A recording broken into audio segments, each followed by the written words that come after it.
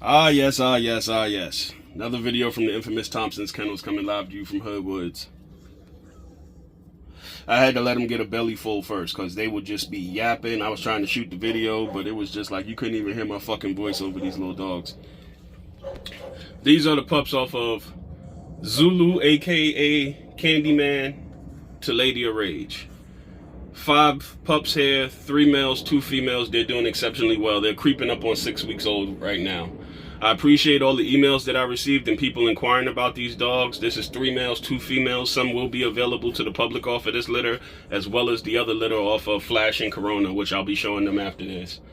Love the emails, man. Got a chance to talk to a lot of good people and stuff. We are going to talk about some of the questions that I was asked because I think there's some things that are misconstrued about dogs. All different breeders release dogs at certain times. I'm a little bit more lenient with people who are experienced with the breed and know what they're doing compared to people who this is their first time owning this breed. You run across those type of situations, or people who are just not familiar with certain things. When you're dealing with pups, and the first thing we're going to talk about is vaccinations. If you receive a pup at 6-8 weeks old, that dog is not completely vaccinated. That means you have to continue to get the vaccinations done with the dog for parvo, distemper, all that other stuff. So don't be under the assumption that you get a 6-week-old pup or an 8-week-old pup and it's fully vaccinated. You have to continue this process with these dogs. I had about 2 or 3 brothers ask me that, and everybody was thought, oh, it's just 1 shot. No, it's a series of shots. I like to do 3 minimum.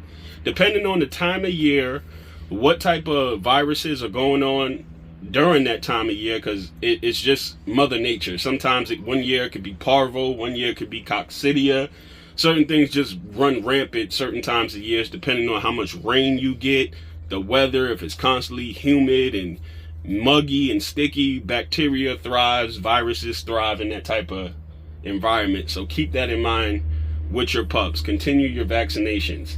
Rabies is done later on down the road. I usually don't do rabies on dogs until they're about 10 months to a year old.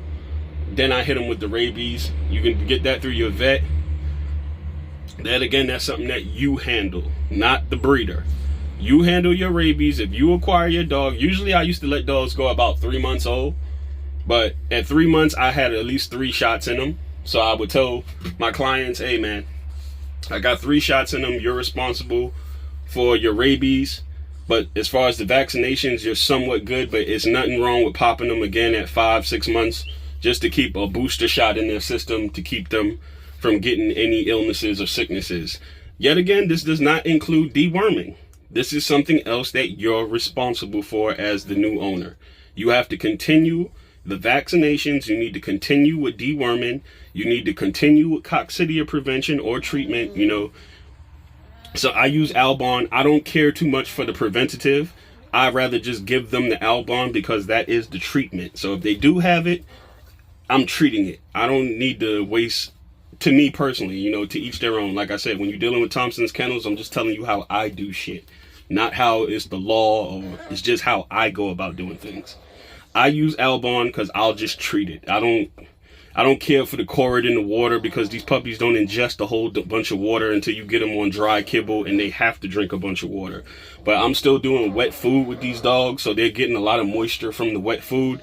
So they're not going to be downing a bunch of water where I could be treating them with the chlorid. So I just use Albon, and I do Albon when I deworm. So if they do have coccidia or if they had a touch of it, I'm just killing it and getting it out the way. I don't waste time with the preventative when it comes to that with these dogs at this age. Second part of this is stress and how stress affects your immune system. A lot of people get puppies, want to get puppies at 6 weeks. They want to get them at 8 weeks. They are not under the assumption that these dogs are stressed out. They've been separated from their brothers and sisters. They've been in a transport vehicle. Or even if you personally come down and pick your puppies up, there's still a level of stress. You have to let these dogs acclimate to their new environment. I'm going to say something. I want you guys to put this in your brain and just keep it in there during this conversation. This is a marathon. It's not a race. It's a marathon. You're going to have the average life expectancy of my dogs is 12 to 15 years.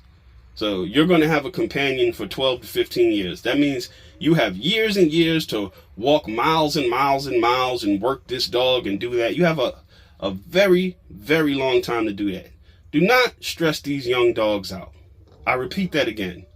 You can put all the vaccinations, you can give all the deworming, you can do everything for these puppies and put them in a stressful environment, put them someplace where they're cold, put them someplace where they're highly uncomfortable. They will stress out. Just like human beings handle stress. When you become extremely stressed out, it affects your health.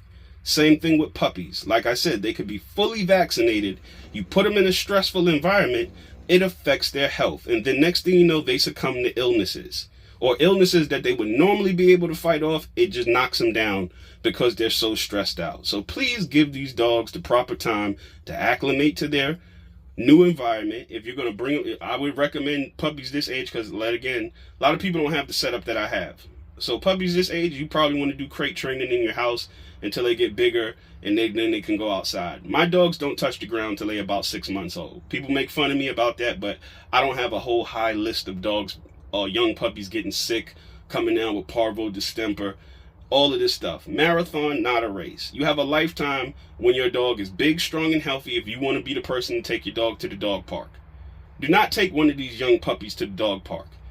Your average pet owner doesn't know when their dog is sick. So everybody comes to the dog park and somebody's dog got parvo. All these dogs are running around playing with each other. That dog shits. One of them dogs sniff it and it spreads like wildfire. That's what happens when you take young puppies to dog parks, because people are not cognizant of their animals and the health of their animals. Like I told you guys years ago, even when I take my dogs to the vet, I don't walk my dogs in the vet. I go in there, I say whatever I gotta say to them people. They'll be like, oh, we'll call you. I tell them, hey, I'll wait in the car. Call me on my phone. I'll carry my dog in here. That's how I handle it. Because why? A veterinarian office is full of sick fucking dogs. Everybody's not at the vet because they're just there to get shots and shit. Some people have sick dogs, and that's how shit is transmitted. And a lot of veterinarians aren't clean. When they see dogs, or dogs have accidents in there and stuff, they're supposed to be right on it, picking the shit up off the floor, spraying it down with disinfectant and all of that stuff. That's the type of environment you want to have when you go to the vet office, but not all of them are like that. So you can go to the vet to get something very simple done and come back home with some other shit with your dog. That's why I don't really care to carry my dogs in the vet. But this is all things that I'm just trying to share with a lot of brothers. The marathon, not the race, because you can do too much. You can just do entirely too much with a young puppy. Let them grow up and mature. They are babies. I'll repeat that again. They are babies. They're even worse than babies because they have to be watched. For the people who have the puppies, and they do the crate in the house, and then the next thing you know, you let the puppy run around the house. I understand all of it. But keep this in mind. A 3-inch piece of thread can kill one of these puppies if ingested. Didn't really think about that, did you? A 3-inch piece of thread off your clothing, a piece of dental floss that didn't make it in the garbage pail and it fell on the side, that puppy walks up and eats that shit. That piece of thread goes into their intestines, wraps up, cuts their intestines, and then kills them. A bowel obstruction surgery is $2,500 minimum. My dogs are not cheap. They're not the most expensive dogs out here, but they are not the cheapest. So you're going to spend a decent amount of money to shop with me. So keep that in mind. When you have these dogs, a little piece of thread can cost you an additional $2,800, and that's if the puppy can get saved. Because by the time that usually happens, the thread is wrapped up in the dog's intestines, it's lacerated the intestines, so now you have feces and stuff getting into the bloodstream, and most of the time they'll tell you, oh, we're not going to charge you that because we're not going to be able to save the pup. Just being brutally honest with you guys. So they have to be watched. Some people act as if you're being cruel or whatnot. It's just to save the pup. Do I like to see puppies run around and play? I do, but it's not worth them contracting something that that's going to cost me hundreds of dollars and countless hours of stress and aggravation of dealing with, when I know I can keep them in a controlled environment. Like I say, my dogs live in a high box. This is the high box. Then they go to a 5x10 kennel. Then they go to a 10x10 kennel. And from the 10x10 kennel, we separate them if they're becoming too aggressive, and then they're slowly maneuvered onto chains. That's how the process goes with me. I haven't deviated from that process because it's worked for me. I done seen young puppies taken out to areas where a lot of dogs are and they contract shit. It's just not worth the fucking headache. With these pups here, the Zulu times Lady of Rage, they have extremely big cutters. I'm gonna see if I can show you what's going on with this litter. Yeah, be quiet. You see that little hole? That's from the tooth. They have the biggest teeth I've seen on young dogs. I know I had to wake you up. But you see the size of these cutters, and we just put a little bit of Listerine on the hole on the lip. Just make sure there's no food or anything getting stuck in the little hole. Their teeth are so big, they're actually puncturing their bottom lip.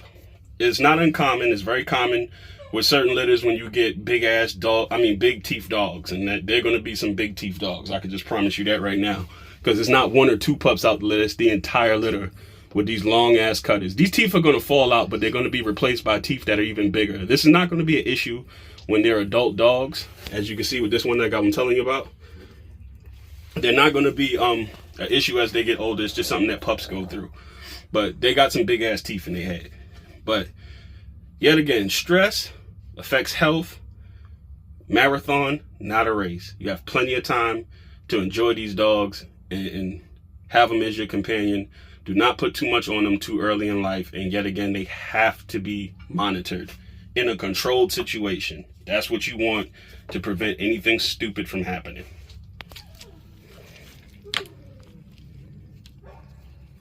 Go ahead and show this next litter, and then I'm gonna get off of here. I got shit I gotta do.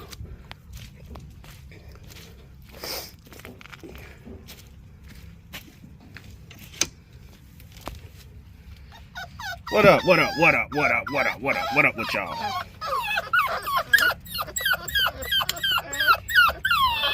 Yet again, I had to feed up prior to this. Just what you're hearing now, imagine that times 10. They sound like fire trucks. But these are our pups off of Flash, aka the Animal times Corona. They are the same age as the ones that I just showed off of Zulu and Lady of Rage. They're the same age. So they'll be ready. They're 6 weeks now. They'll be ready in another 2 weeks. For my customers, I'm still going to do a video saying they're officially ready when they're ready. I'm just doing updates so people can see the dogs. It's a one female litter here. There's one bitch in here, the rest are males. What's going on, big boy?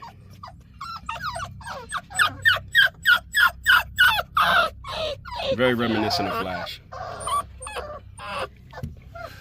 But, like we said before, take your time with your pups. Take your time. Be cognizant of everything. Some people say I'm just OCD over it, but I'd rather be OCD than be going dog poor, as some people will go. Not doing preventative things and not keeping an eye on certain things. Like I said, for the new owners, please have an idea where you're housing your pups, the environment you're going to be taking your pups. Once they're big enough to walk, I would still say do not fuck with the dog parks. That's just me. That's my advice. To each his own. Everybody do what they do. But when you start getting to a walking phase with these dogs and moving, I would strongly recommend finding a nice trail that's not an active trail that a lot of people use, or a nice area that you see people not frequently visiting with their dogs. And if you're hell-bent on taking them out, take your puppy to that type of environment. Stay away from the dog parks with everybody with they ashy Larry ass dogs that's sick as fuck and they don't know, and now your dog done pick some shit up. It's real easy to blame the breeder for a lot of things, but it's not always the breeder. Sometimes it's just a new owner not being aware of what's going on. But I hope this video was informative and helpful. I can be reached at Thompson'S@gmail.com. You guys keep sending the emails. Y'all got 2 more weeks of waiting before y'all can get y'all pups. And other than that, y'all have a blessed one. And this is another video from the infamous Thompson'S Kennels coming live to you from Hood Woods.